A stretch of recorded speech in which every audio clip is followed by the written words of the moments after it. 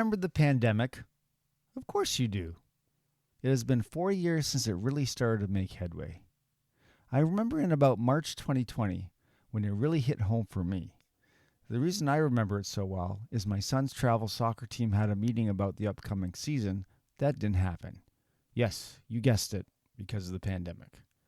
We came from the meeting thinking, what a great season it was going to be, until it wasn't. The season was canceled. Of course, you are aware and probably experienced all the mandates, working from home being one of them. I don't know why, but I was pondering it the other day. Telecommuting, as it was known in the early days of the internet, got me thinking. That required the internet and some technology. Going even further back, how did offices operate without things like email, smartphones, or Zoom? Let's talk a little bit about how modern office communication got its start. According to the Internet Society, during the 1960s and 1970s, researchers at the Defense Advanced Research Projects Agency, DARPA, led by MIT's Lawrence G. Roberts and Leonard Kleinrock, created ARPANET, a data transmission system known as a packet network. By using ARPANET as the prototype, the Internet evolved as multiple independent packet switching networks. Over the years, the military and contractors began using ARPANET for communication. By 1985, communities and researchers were using the Internet for email and research. History.com reports that advances continued until 1991 when Swiss programmer Tim Berners-Lee introduced the World Wide Web, which became today's Internet. Two events in 1992 were huge turning points on the Internet being the cornerstone of the life it is today. Number one, the development of the browser Mosaic, later becoming Netscape, which provided an interface for non-technical people to use the Internet. Number two, Congress declaring that businesses could use the Internet for commercial purposes. Businesses were now able to create their own websites, and the world of e-commerce was born. These two seemingly benign developments were the catalyst for business communication as we know it today. It was a slow transition over a few decades, but here we are. With things like social media, e-commerce, and the sharing economy, I think we forget what success looked like before the internet. This is what this podcast is all about. It's a bit history, a bit nostalgia, and for some, perhaps a bit of a revelation. I hope you will enjoy it. So let's look at a success story on success before the internet. There was success before the internet, you know. We just forgot. Let's get started.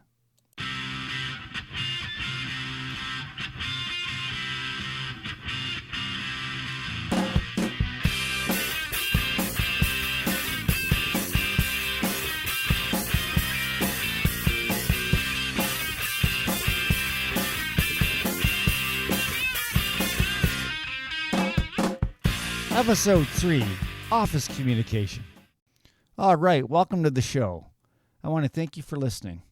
I hope to make this podcast educational, but also as entertaining as possible. The landscape of office culture is a much different era. Dependence on electronic communication is easy to understand because it's simple, fast, and convenient. Yet, in so many instances, the true content and context of the intended message might get lost in cyberspace. Before the digital age, business was conducted very differently than it is today. Through my research, I have come up with about 9 points that can illustrate how offices operated before the digital age. I've been in the working world about 25 years, so I was around during the grand transition between pre- and post-digital age. When I can, and I'm sure I will tell personal stories of my experiences and sprinkle in other bits of information. I'll leave links in the show notes too. But before I go through the list, let me share some pre-internet office stories I found while researching this topic. Thank you, Reddit. Here's a good one about typewriters. Remember those? Loud and smoky. If you've ever banged around on an old typewriter, even the electric kind, try to remember that sound and multiply it by 20 or 30 going full tilt. Now go into a closet, close the door, and smoke a carton of cigarettes. That's what it was like. Wow. All right, here's another one. Not quite as glam as Mad Men, This story is a little more quaint. People smoked at their desks, and you could look out over a sea of cubicles and knew who was in by the smoke curling up over the cubicle walls. Research was done in libraries. We even had our own office library, which was filled with phone books, encyclopedias, manuals, research books, trade magazines, and newspapers. This story explains what it was like when I first got into tech in the 1990s. I did programming pre-widespread internet. We used to have to look things up in books. Software was delivered by trucks. I remember that too, actually. I worked for a company where we were given software by Microsoft monthly in a binder. So the latest releases were always, at our fingertips via CD-ROM. Here's a story like the one told to me by a professor when I was in college. This is good. In the late 1970s, I was working as a COBOL programmer in a big insurance company, writing billing and accounting programs. I would write lines of code on coding sheets. These were pages of graph paper, twice as wide as long. I would write a program and then drop the coding sheets in the inbox in the key punch room. The key punch girls, yes, all young women, would copy the program one line at a time to a stack of IBM cards. The cards were bound up in a rubber band, labeled, and put in a tray to be brought in the computer room. The computer ran 24 hours a day, 5 days a week. If you like the movie Hot Tub Time Machine, I will use this quote. Everything mattered more back then. If you can tell me what actor said that quote, you will get a shout out in a future episode. Anyways, I'm referring to keeping appointments with business associates. People usually held appointments more seriously, as there was no methods to cancel or contact salesmen. For example, today you may get a text like, hey, my day just got crazy. Can we change this next week? Pre-smartphones, cell phones, texting, etc. There was no way for the customer to contact you. I also had to make sure that I had my 10 pence coins for making phone calls, which I carried in a sock. We lived in phone boxes. Of course, that was probably from England. I'm from Canada, so I guess I would have a sock of quarters. Here's a good one about payroll. EFT is so much more efficient. I used to do payroll for a linen cleaning company of about 150 employees. I would have to lay the check on a board with carbon copy paper and write the hours worked, the pay, the tax deductions, and the amount of the check on the top ledger. After that was done, I would go to a machine, punch in the amount of the check, insert it, and press down to imprint the amount and the signature. It was time-consuming, cumbersome, and the likelihood of human error was high. How about when computers finally arrived on the scene? Back then, computers were seen as a miraculous thing no one could ever understand, and when you would have to train someone to work on a computer or a terminal, they would be nearly fainting when told they were mortally afraid of touching the keyboard. It did not matter if the person was young or old. They were equally scared. Okay. Now that I've regaled you with some Reddit user accounts of the pre-internet office, let's talk some of the major differences I found and talk about some of my own personal experiences.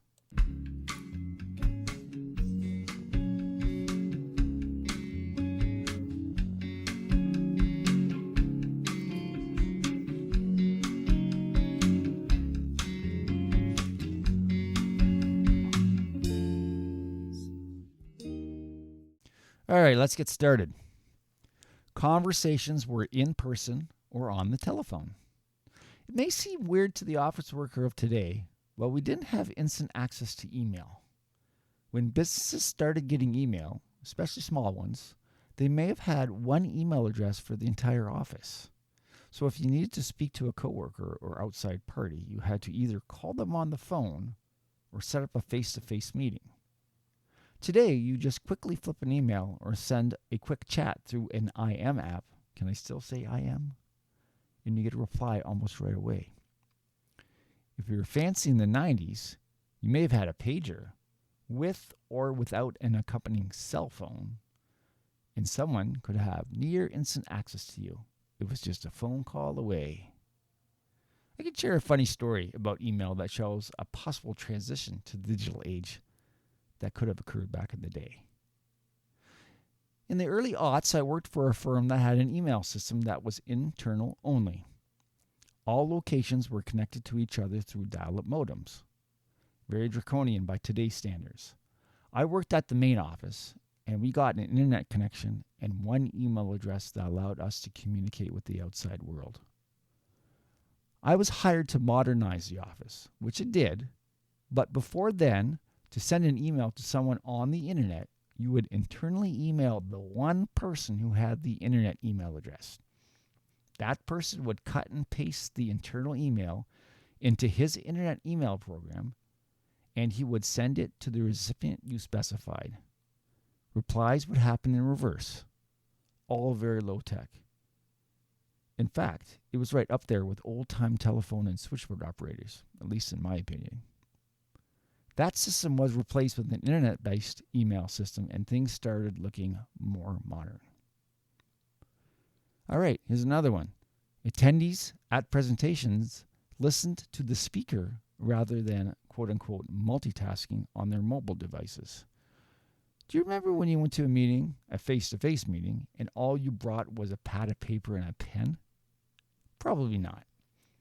Unless you doodled while the presentation was going on, you were fully focused on the meeting. You may have even remembered a lot of good points about the meeting too.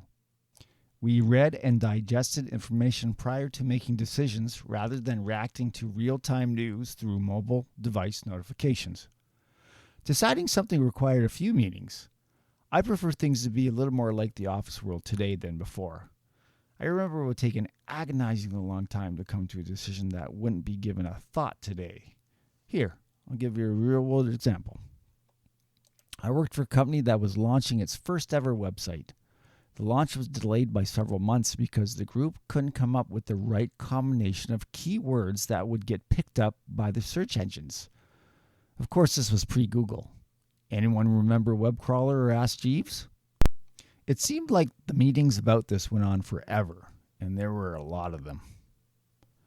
We got to know individuals we did business with rather than learning about them through social media and network portals like LinkedIn. I can remember having real social connections with business associates. They would check in from time to time to see how things were running with the business.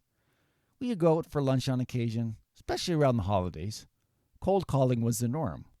LinkedIn, which has been around longer than Facebook, was used only after an actual meeting. I can't tell you how many aggressive cold calling invitations I get from LinkedIn today. Not to mention the passive aggressive invitations I get by email. If you haven't responded to my 10 email requests, it's probably because of 1, you don't want to take advantage of insert product or service here, or 2, you were stuck under a rock, or 3, ... My goodness, what an email.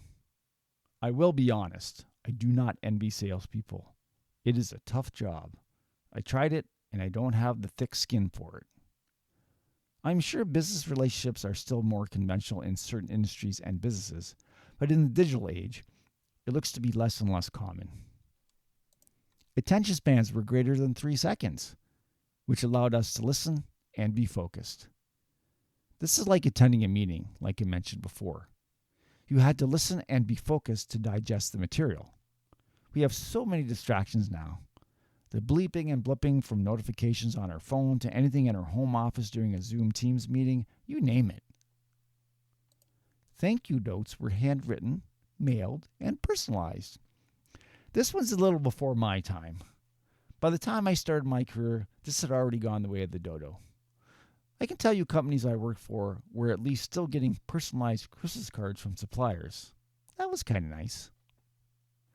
Sales presentations pitches were delivered in person versus the daily dozen spam emails that produce impersonal, hard sale pitches from people we have never met.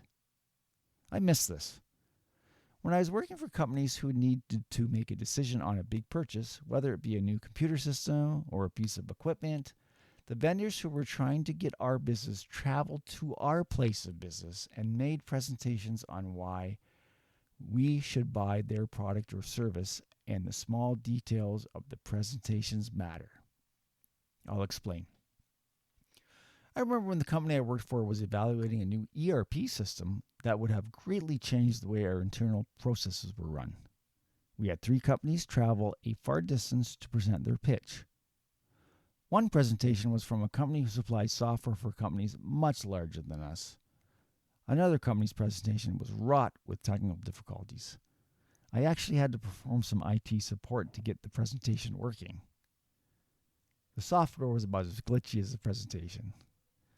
The company we decided to go with sold us a product that was an internal project for the founder's parents' shop. It worked so well that other shops in the area asked for the system. After a while, they decided to go out on their own and form a company. In fact, one of the 2 founders helped with the presentation. It was storytelling and dedication to the client like this that helped us decide. We could see that they came from humble beginnings like the company I worked for. We identified with them, and that made all the difference. It has been several years since I worked there, but I think they are still using that system. Talk about a good fit. I don't know if that happens anymore in the current business landscape. Expected immediate response 24/7 to our messages did not exist. The workday was done at 5 p.m. Unless you were on call, if you sent a request to someone and it was after business hours, you wouldn't get a response till the next day.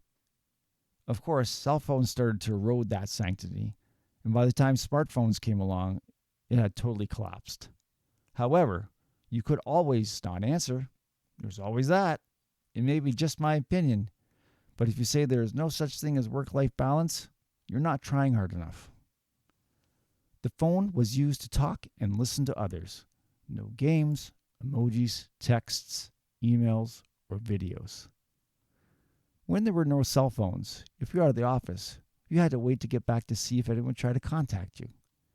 Even before mobile phones, if you forgot your phone, it wasn't a big deal. What were you missing? A few phone calls? Fast forward to smartphone technology and you have everything in a nifty little package. Email, browser, chat, GPS, several apps like social media, oh yeah, and a phone. And you would feel naked without it.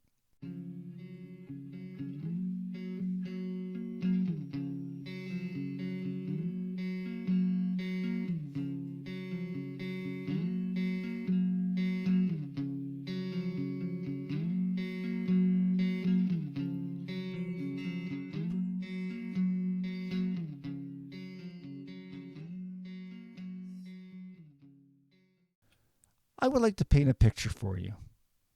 Imagine an office from the 1980s or early 1990s. How would they conduct business? What equipment would they use? How would they use it? I just described several ways that office communication differed from today, but I will give you a rundown of what a day in the life of a pre-internet office worker would do. Sort of a fly-in-the-wall approach, if you will. Here goes. You get into the office about 8 or 9 a.m. You may or may not have a mobile phone. It could be attached to your car, which means you can only use it when you're in your car. Or you have a bulky handheld device. Either way, you wouldn't use it very much because phone calls over cellular were very expensive. In fact, back then, if your call dropped in the middle of a conversation, you could call your carrier and have the charges for that phone call refunded. More than likely, you didn't have a cell phone, so your drive to work was listening to the radio or pre-recorded music on the car's tape deck. Once you get into the office, the first thing you'll probably do is check and see if any faxes came in for you. That's right, faxes. Not email, faxes. Faxes were a very convenient and fast way to communicate just about anything. The price came down quite a bit in the 80s, and in the 90s, they were essentially a ubiquitous way to communicate. I think junk email got its inspiration from junk faxes. By the time email became the norm, most faxes I took from the fax machine were junk. Next, you would check for inter-office communication. What would be an email today probably was a typed memo that was put into a manila envelope and put into a tray from another location or office from your company. The tray was labeled with your office location's name, and when someone was heading that way, you may even have a courier company do this for you. It would be delivered to you. As you can see, it's a lot slower than email. Forget about multiple recipients or carbon copy. Mail from out of the office was delivered every weekday and was sorted by an employee internally and then delivered to each office. You may have had a computer, but no email. Only larger companies had networked computers and file servers. Does anyone remember NetWare or Windows for Workgroups? The only thing stored in the cloud was potential precipitation. No server to store files? No problem. You had to use a lot of floppy disks. If you worked for a medium to large size firm, you more than likely had a PBX phone system.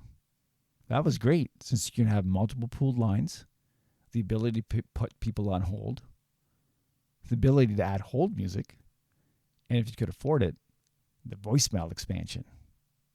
The system probably had a speakerphone, so you could have something like a conference call. If not, all your meetings were face-to-face or on the phone. When it was break time, you actually took a break away from work. It didn't follow you around on your smartphone like it does today. Oh yeah, there were also newspapers and magazines in the bathroom stalls. Remember that? The workday ended at 5 p.m. and you went home and that was it. This is the main difference, the fact that work stopped at work. There was no means of communication post-working hours. You didn't go home, simply log on remotely and answer the emails that arrived in your inbox in the last few hours while you ate, showered, attempted to do some exercise. Messages from clients and colleagues are now sent and open around the clock. You are almost expected to be online and available 24/7. If you're not, why not? I'll be honest, I don't entirely agree with this statement. IT has evolved to a point now where it is now predictive instead of reactive. So if something happens, and it's very rare that it does, at least in my experience, yes, all hands on deck and we get the work done. But at the end of the workday, the work, and at least in my opinion, the work is done. And I can go home confident in knowing that I can rest up. And the next day I can go back to work and I can give it my all again. Before email, there was very little that could be done once you left the office. The evening was therefore populated with family time, social occasions, leisure, and groups dedicated to hobbies that are now losing place in popular culture as we replace downtime with online activities. Also, business expectations have changed. People know you can receive emails after hours, and they're busy working, so you should be too. Striving to be the most efficient even as you work beyond your expected hours to get things done in the shortest amount of time, all for the good of the business, is now being part of being seen as the best.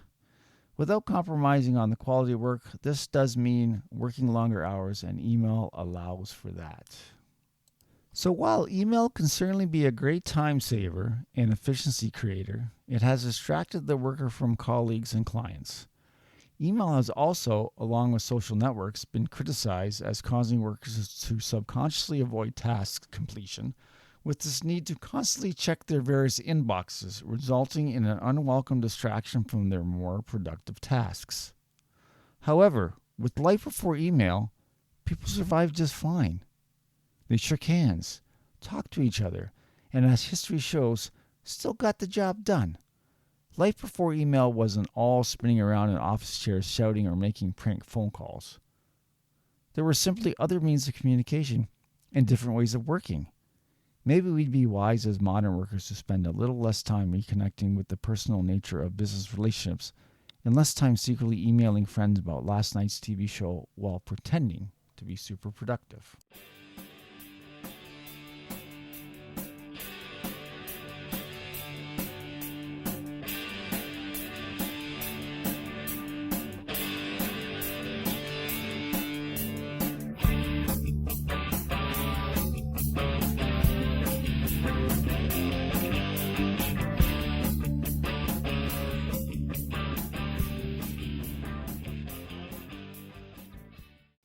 The old ways of office communication I described above might seem outdated or old-fashioned.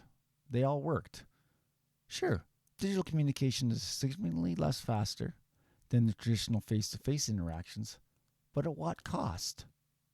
At least I can tell you what the benefits are. One thing is for sure. The advances to the above in technology have led to three very indisputable qualities in the office communication today: speed, cost, and quality. The biggest impact of technology on communication is speed of the internet and the possibility of sending emails and chatting. Before our current level of technology, a document often required retyping on the typewriter before the final version. Sending the letter to someone else required a visit to the post office and a postage stamp. Computers and the internet have made the process of creating and editing documents and using spell check and grammar check automatic and easy. Email lets us send documents to any part of the globe within seconds, making letters mostly useless. The internet has increased its speed and reduced the costs drastically. Knowledge is now accessible by a click of a mouse that helps translate a text from an unfamiliar language to your own language. We can use a high-speed computer for almost anything, and its quality will always stay the same. Today, digital devices and automation are seemingly smarter than we are, and they are getting smarter at every moment. There are those who suggest that there will be a tipping point sometime soon when the fragile balance between our ability to compete with machines will tilt in the favor of the machines. We may already be at that point, and it does not help that the younger generations have been raised basically with an electronic pacifier in their hands.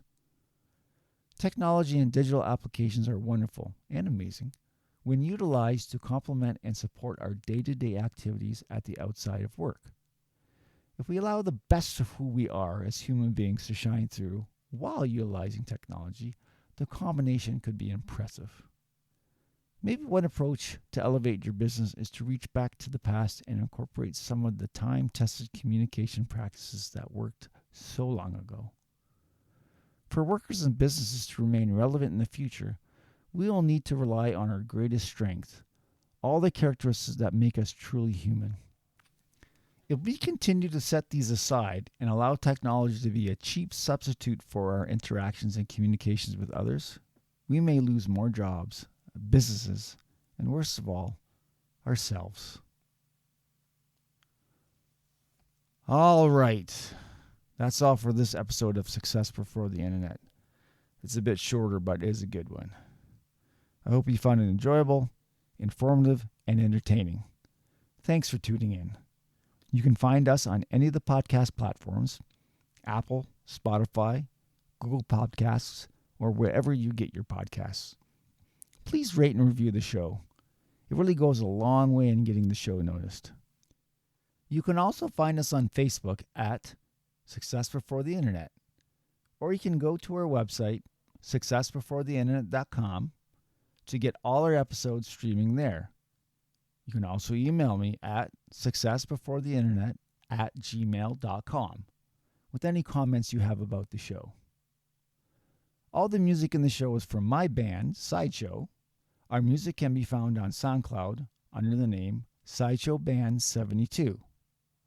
So until next time, I'm Dan Vespa, and remember, there was success before the internet.